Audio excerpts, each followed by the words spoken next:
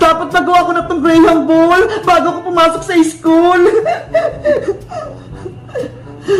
Lalagyan ko na nitong nips. Yahoo! Bebang, tara na! Pumasok na tayo! Wait lang, Iska! Gumagawa pa ako ng Graham Ball para may bangon tayo!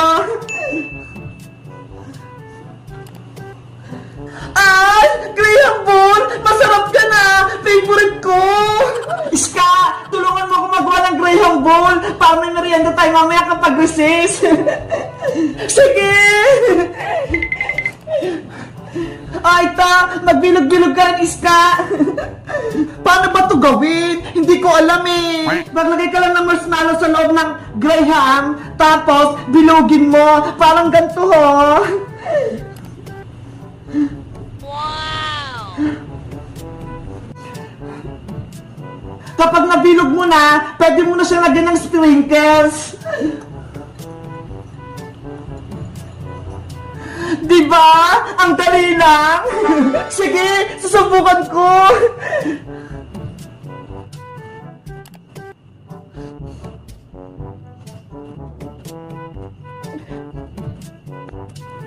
Ang saya pala maggawa nitong Graham Ball, parang naglalaro lang. Kaya nga eh.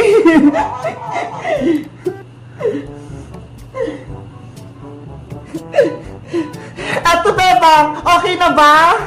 Ayan, ganyan nga. Tapos, ibalot mo na dito sa sprinkles, o kaya dito sa marshmallow, o kaya dito sa my nips. Sa sprinkles ko na ilalagay. Ang ganda na ng nagawa kong Graham Ball. Masarap na siyang kainin. Marunong ka nang gumawa, Iska. Bilisan natin para matapos tayo kaagad.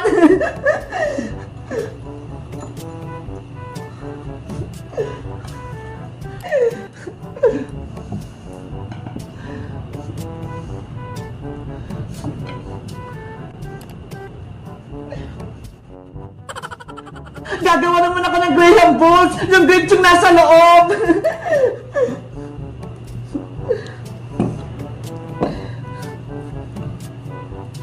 Bebang, marami ka atang gagawin na Graham Ball. Ibibenta mo ba yan? Hindi ya! Ipapamigay ko nito sa school, Iska, sa mga classmate natin at kay teacher.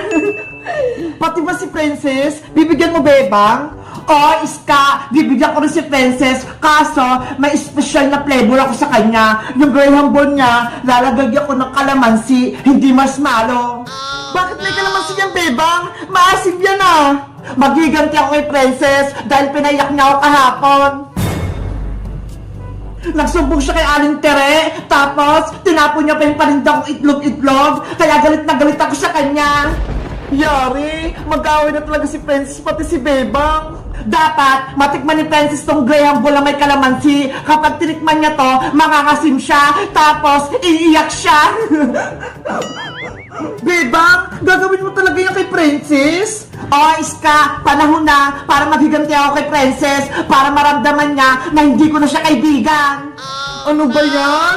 Mag-away na yung dalawang kaibigan? Lalagyan ko to ng maraming sprinkles para kunin ni Princess. Matako naman yun eh. Panigurado, kakainin niya to.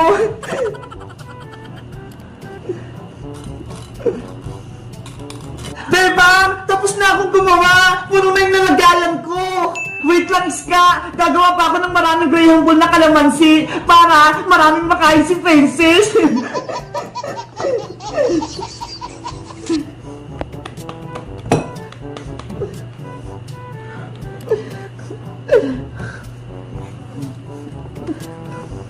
Hindi naman malalaman ni Princess na kalamansi itong nasa loob eh. Kaya magiging successful yung prank ko. Guys, sa tingin nyo ba, itutuloy ko ba yung prank ko kay Princess na Graham Ball na may kalamansi? Mag-comment lang kayo para sa part 2. Bye-bye! Bebang, tulungan mo ko! Ginawa kong palaka ni Princess! Kokak, kokak, kokak! Iska, nandyan ako! Iniligtas kita!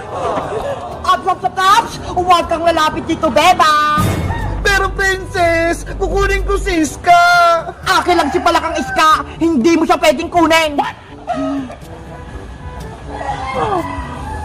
Princess, ayoko sa'yo. Ikaw na ang alaga ko, Iska. Hindi na kita ibibigay kay Bebang. Ang sama-sama mo, princess. Ginawa mo akong palaka. Ibalik mo ako sa dati. Kasalanan mo. Kung naging palaka ka, mas pinili mo pa si Bebang kaysa sa akin. Bebang, tulungan mo ko.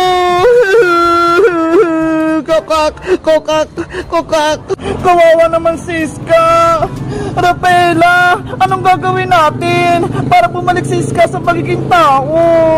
Wala akong magagawa, Bebang. Wala akong kapangyarihan. Dapat mabawi natin yung magic wand ko mula kay Princess. Eh paano? May magic nga si Princess eh. Malakas siya. Baka mamaya gawin niya rin tayong palaka. Kasalanan ko to. Hindi sana nangyari maging palaka si Iska kung hindi ko nawala yung magic wand ko.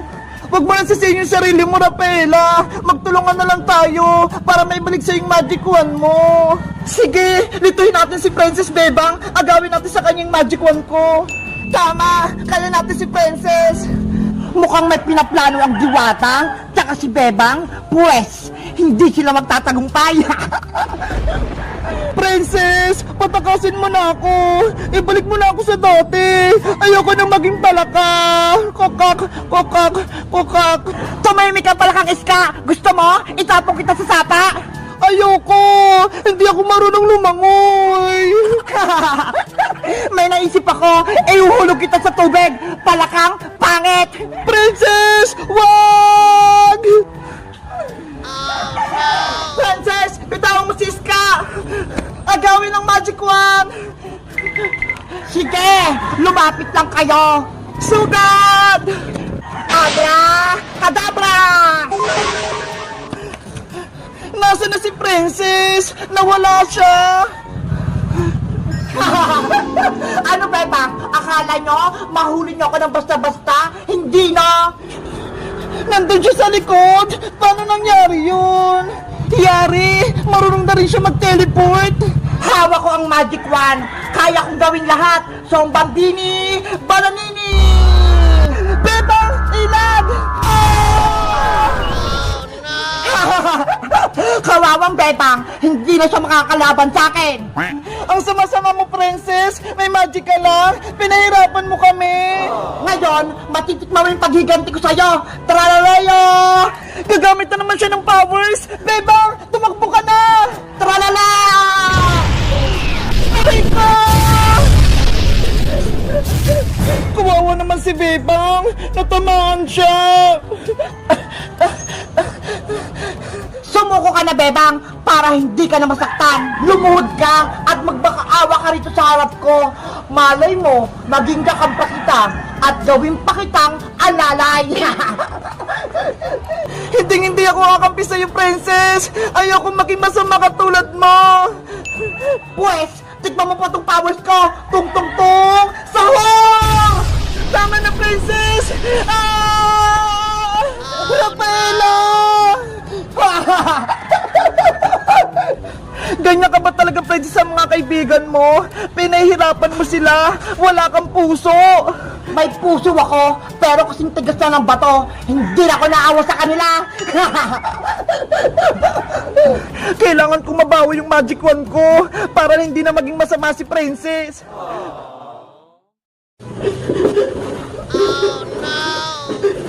Ang dami nung nilinisin. Pagod na ako, Ate Barbara. Basta ako, mag-selfie-selfie lang ako dito. Kasalanan mo to, Ate Barbara. Sinumbong mo ako kay nanay. Kaya ayun, may punishment tuloy ako. Sa susunod kasi, Bebang, huwag ka nang sumama kay Princess para hindi ka na madami sa kalokohan niya. Wala naman kasi kasalanan si Princess, Ate Barbara eh. Pinagtatanggol mo pa siya, Bebang? Kung ako sa'yo, lalayo-layuan ko ng Princess Bungenge na yan dahil puro kapama ka lang binibigay niya sa'yo. Hay, Ate Barbara! Narinig ko na naman yung pangalan ko! Ay, palaka! May pangit sa pintana! Hindi ako palaka, no? Bakit kasi nanggugulat, Princess? Hindi ka ba marunong kumatok? Ikaw talaga, Ate Barbara, lagi mo akong sinisiraan kay Bebang. Dapat lang, para hindi na kayo maging magkaibigan ni Bebang, pasaway ka kasi, Princess. Mabait kaya ako, di ba, Bebang? Oo. Bebang, mukhang umiiyak ka ata ah. Pinalo ka ba ni Aling Sitang kahapon? Tama ka, Princess. Pinaglitan ako ni nanay. Tapos, pinaglinis ako dito sa buong bahay. Ganun ba? Kawawa ka naman. Hindi ka pa tinutulungan ni Ate Barbara. Bakit? Kasalanan ko ba yon? Pinagalitan siya ni nanay, kaya siya lang maglilinis. Bebang, gusto mo ba tulungan kita maglinis para mabilis kang matapos? Talaga, Princess? Tutulungan mo ako? Oo, para makapaglaro tayo kaagad. Sige, halika na rito sa loob. Nay, si Princess, papasok na naman sa loob. Ay, si Ate Barbara, magsusumbong na naman para mapalo ulit si Bebang. Hindi ikaw lang yung gusto kong mawala dito. Bebang si Ate Barbara, ayaw niya akong papasukin. Ate Barbara, tutulungan ako ni Princess, kaya ayaw mo na siyang pumasok dito sa bahay. Kasi naman, bita-bita na naman si Princess, tutulungan ka pa niya? Di tulungan mo rin ako, ate, para mabilis matapos ng ginagawa ko. Kaya nga, hindi puro ka cellphone, hindi yung lagi ka nag-selfie-selfie, Ate Barbara. Sige na nga, tutulungan na rin kita, Bebang. Yay! Tutulong sa Ate Barbara. Ikaw naman pala ka, pumasok ka na nga dito. Yes! Papasok na ako sa loob! Ikaw, Princess, ikaw yung magpupunod dyan sa mga lamesa, pati tong bis. At ikaw naman, Bebang, ikaw magmap dyan lahat. At ako naman, ang magwawalis. Okay, ready na ako. Simula na Operation Linis! Imap yung sahig para kumintap. Wawalasin ko yung mga kalat para hindi magalit si nanay.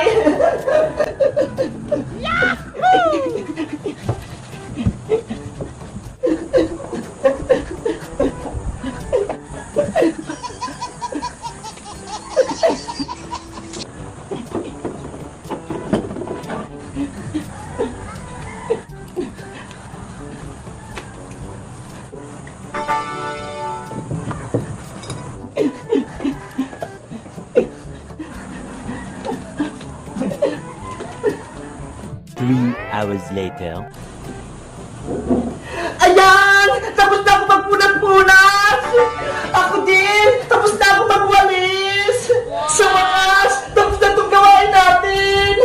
Sabi ko sa inyo kapag nagtutulungan, mabilis matapos yung trabaho! Perfect! Ang galing nating tatlo! Beba, tara na! Maglaro na tayo sa labas! Sige! Maglaro na tayo! Tawagin natin si Iska! Ano? Iiwan niyo ako dito? Beba? Princess? Isusubo kayo kay nanay! Beba! Takbo na! Takbo! Nay! Si Princess! Tsaka si Beba! Lumabas na naman ang bahay! Wala akong kasama! Guys, sa tingin nyo, sinong pwede kong kaibigan dito? Mag-comment lang kayo para sa part 2. Bye-bye!